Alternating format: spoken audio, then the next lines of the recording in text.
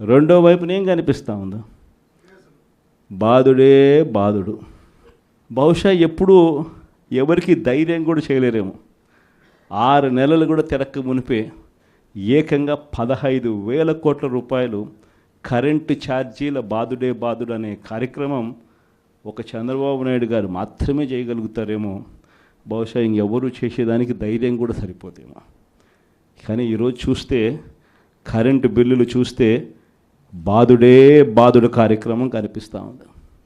Current బిల్లులు ఒక్కటే కాదు, ఇలా ఏది చూసినా కూడా గ్రామీణ రోడ్లలో ఇక రాబోయే రోజుల్లో టోల్ అంట.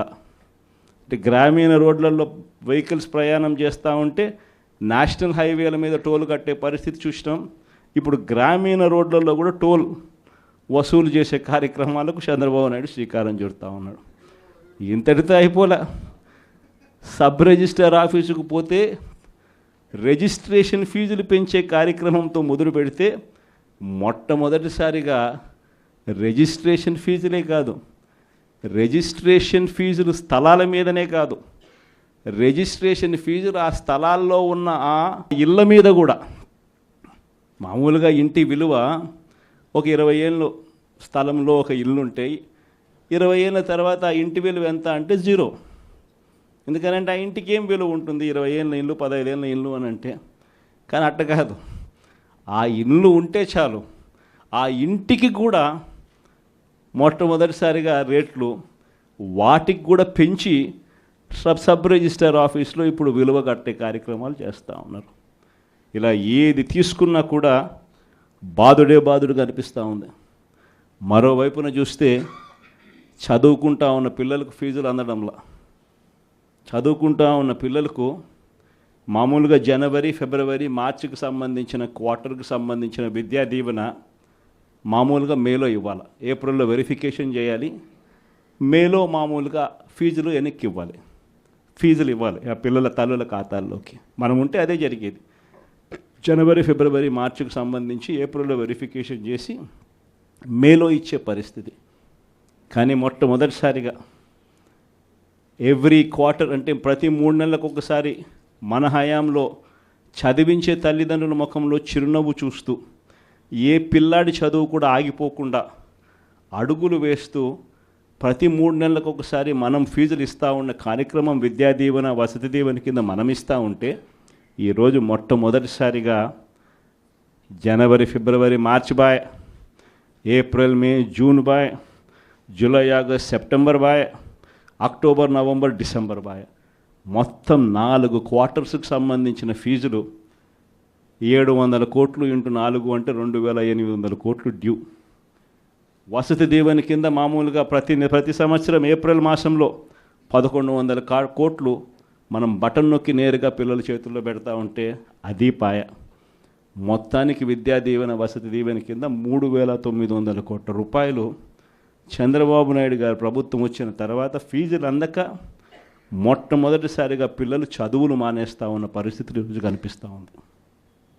మొట్టమొదటిసారిగా ఆరోగ్యశ్రీ పరిస్థితి, నెలకు 300 కోట్ల రూపాయలు ఆరోగ్యశ్రీకి వైఎస్ఆర్సీపీ హయాంలో అమలు చేస్తూ ఏకంగా 1000 ప్రొసీజర్లు ఉన్నదాన్ని 3,300 ప్రొసీజర్లకు తీసుకొని పోయి ఏకంగా 25 లక్షల దాకా ప్రతి పేదవాడికి ఉచితంగా వైద్యం అందించే కార్యక్రమానికి శ్రీకారం చుట్టి గొప్పగా ఆరోగ్యశ్రీ పథకాన్ని మనం అమలు చేస్తే, ఆరోగ్యశ్రీయే కాకుండా ఆరోగ్య ఆసరా కూడా ఇస్తూ అమలు మనము చేస్తే, ఈరోజు ఆరోగ్యశ్రీకి సంబంధించి ఇప్పటికే చంద్రబాబు నాయుడు గారు ప్రభుత్వం వచ్చిన తర్వాత ఇప్పటికే ఈ 8 నెలల కాలంలోనే ఏకంగా మార్చి నుంచి తీసుకుంటే ఏకంగా 3,000 కోట్ల రూపాయలు బకాయిలు ఆరోగ్యశ్రీ. ఏ పేదవాడు హాస్పిటల్కు పోలేని పరిస్థితి, ఏ పేదవాడు హాస్పిటల్కి వెళ్ళినా కూడా నెట్వర్క్ హాస్పిటల్స్లో ఈరోజు ఫ్రీగా పేదవాడికి వైద్యం చేసే పరిస్థితి ఎక్కడా లేదు. ఈరోజు వైద్య రంగానికి సంబంధించిన పరిస్థితి ఇది. వ్యవసాయ రంగానికి సంబంధించి పరిస్థితి చూస్తే ఉచిత పంటల బీమా గాలికి ఎగిరిపోయింది, ఆర్బీకే నిర్వీర్యమైపోయాయి, ఈ క్రాప్ అన్నది కనిపించడంలా. రైతు భరోసా కింద రైతులకు పెట్టుబడి సహాయం కింద మన హయాంలో రైతులకు తోడుగా ఉంటూ రైతుకు అండగా ఉంటూ పెట్టుబడి సహాయంతో తోడుగా అందిస్తూ ఉంటే పెట్టుబడి సహాయం ఇచ్చేది పక్కకి వెళ్ళిపోయింది. ఆయన ఇస్తానన్న 20,000 రూపాయలు గాలికి ఎగిరిపోయింది. అసలు ప్రభుత్వం అంటే ఏమిటి? విద్య, వైద్యం, వ్యవసాయం, ఈ 3 రంగాలతో పాటు గవర్నెన్స్, ఈ 4 రంగాలను చూసుకోవడమే ప్రభుత్వం అంటే బాధ్యత. ఈ 4 రంగాల పరిస్థితి ఈరోజు ఎలా ఉందా? విద్య గాలికి ఎగిరిపోయింది, వైద్యం గాలికి ఎగిరిపోయింది, వ్యవసాయం గాలికి ఎగిరిపోయింది. ఈరోజు గవర్నెన్స్ చూద్దామనంటే రెడ్ బుక్ రాజ్యం జరుగుతూ ఉంది. ట్రాన్స్పరెంట్గా డోర్ టు డోర్ డెలివరీ జరిగే పరిస్థితి నుంచి, ఇంటి వద్దకే పాలన దగ్గర నుంచి ఈరోజు తెలుగుదేశం పార్టీ కార్యకర్తల చుట్టూ తిరగాల్సిన పాలన మళ్ళీ స్టార్ట్ అయింది. ఈరోజు జరుగుతూ ఉన్న గవర్నెన్స్. మరి ఇలాంటి నేపథ్యంలో మనం అంతా కలుస్తూ ఉన్నాం. మరి మీరే చెప్పండి, ప్రజలకు తోడుగా మనం ఉండాలి కదా, ప్రజలకు అండగా మనం నిలబడాలి కదా. ప్రజలకు తోడుగా నిలబడగలిగినప్పుడే వాళ్ళ మీద ఉన్న వ్యతిరేకత మన మీద, మన నాయకుల మీద సింపతి కింద కన్వర్ట్ అవుతుంది.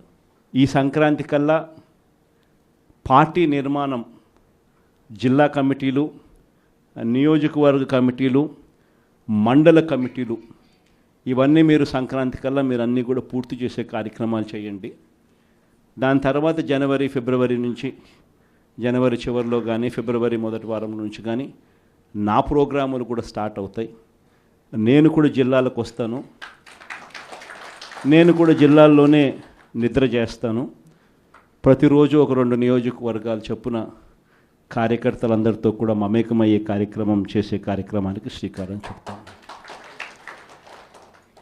నా ప్రోగ్రాంలో ఒకసారి స్టార్ట్ అయిన తర్వాత మండల స్థాయి నుంచి గ్రామ స్థాయి దాకా పార్టీ బలోపేతం చేసే విధంగా చర్యలు తీసుకునే కార్యక్రమానికి మనం శ్రీకారం చుడతాం.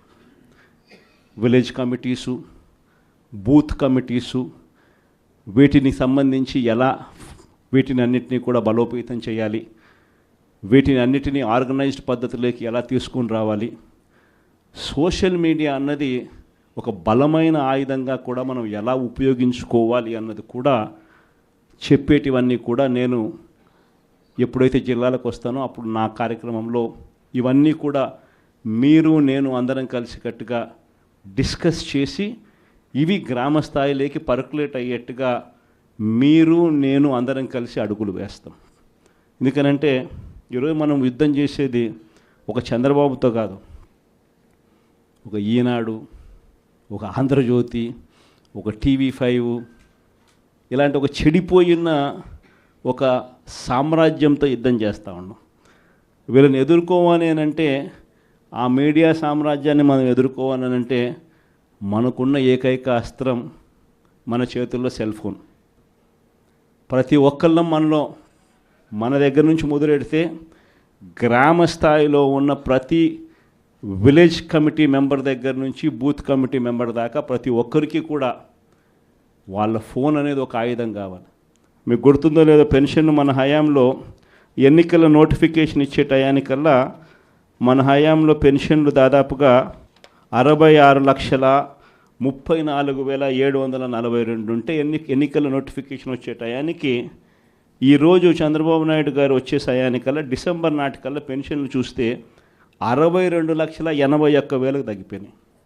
అంటే 3,53,000 పెన్షన్ ఇప్పటికీ కటింగ్. ఇది కాక ఇంకా వికలాంగుల మీద చంద్రబాబు నాయుడు మళ్ళీ ఒక కమిటీ వేసి ఇంటింటికి వికలాంగులు ఎలా ఉన్నారు అని చెప్పి ఇంటికి పంపించి వాళ్ళ పెన్షన్ ఎలా కట్టింగ్ చేయాలని చెప్పి అప్పుడే స్టార్ట్ చేసినాడు. అంటే ఈయన ఉద్దేశం ఈ మార్చి కల్లా ఇంకొక 3 లక్షల పెన్షన్ తగ్గించాలని. సో లెఫ్ట్ రైట్ సెంటర్లు పెన్షన్ తగ్గిస్తూ ఉన్నారు. పెన్షన్ ఎవరికైతే రాకుండా పోతుందో వాళ్ళు ఫోటో తీయడం పెట్టడం, ఎందుకు నాకు పెన్షన్ ఇవ్వడంలా.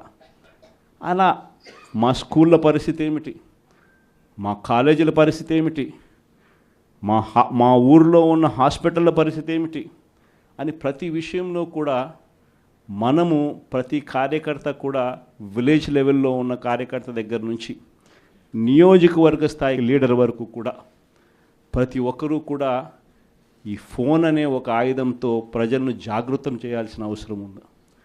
ఇవన్నీ కూడా రాబోయే రోజుల్లో గ్రామ స్థాయిలోకి మనం తీసుకొని పోయి ప్రతి ఒక్కరిని కూడా జాగృతి చేసే కార్యక్రమం ఉంది. ఇన్ఫ్యాక్ట్ ఇవన్నీ కూడా రాబోయే రోజుల్లో అందరం కలిసికట్టుగా అడుగులు వేసి చంద్రబాబు నాయుడు గారి ప్రభుత్వాన్ని గట్టిగా నిలదీసే కార్యక్రమం చేయాలి. బహుశా కార్యకర్తలకు సంబంధించి ఇంతవరకు ఒక మాదిరిగా చూసాం. కార్యకర్తలను ఇక్కడ కాదు, కార్యకర్తను ఇంకా గొప్పగా చూసుకునే కార్యక్రమం కూడా జరగాల అని చెప్పి కూడా ఆలోచన చేస్తాను. మీ అందరికీ కూడా నేను ఈ విషయం భరోసా ఇచ్చి కూడా చెప్తా ఉన్నా. ఈసారి మాత్రం కార్యకర్త అనేవాడు వైఎస్ఆర్సీపీ జెండా మోసిన ప్రతి ఒక్కరికి చెప్తా ఉండా, ఈసారి జగన్ మీకు ఖచ్చితంగా భరోసా ఇస్తాడని చెప్పి మాత్రం హామీ ఇస్తాను. ఎందుకనంటే ఈ మాదిరిగా ఎప్పుడు కూడా పరిస్థితి ఎప్పుడు చూడలా, మొట్టమొదటిసారి చూస్తూ ఉన్నాం ఈ మాదిరిగా పరిస్థితి. వీళ్ళంతకు వీళ్ళే కొడతా ఉన్నారు, వీళ్ళంతకు వీళ్ళే దొంగ కేసులు పెడతా ఉన్నారు, వీళ్ళంతకు వీళ్ళే మ్యానుఫ్యాక్చర్ చేస్తూ ఉన్నారు కేసులు, వీళ్ళంతకు వీళ్ళే విట్నెస్లు మ్యానుఫ్యాక్చర్ చేస్తూ ఉన్నారు, వీళ్ళంతకు వీళ్ళే కేసులు పెడతా ఉన్నారు. ఒక మనిషిని ఏకంగా 10 చోట్లకు తిప్పుతూ ఉన్నారు. శ్రీకాకుళం నుంచి మొదలు పెడితే కర్నూలు దాకా ప్రతి జిల్లాలోనూ 4 రోజులు 3 రోజులు పెట్టుకుంటూ తిప్పుతూ పోతూ ఉన్నారు. ఇది నిజంగా మారాలా? ఈ కళ్ళెదుటే కనిపిస్తూ ఉన్న ఈ కార్యక్రమాలు ఇవన్నీ చూస్తూ ఉన్నప్పుడు మాత్రం నిజంగా మీ అందరికీ నేత్రం ఖచ్చితంగా ఈ భరోసా ఇస్తా, ఖచ్చితంగా నేను చెప్తా ఉన్నా ఈ మాట.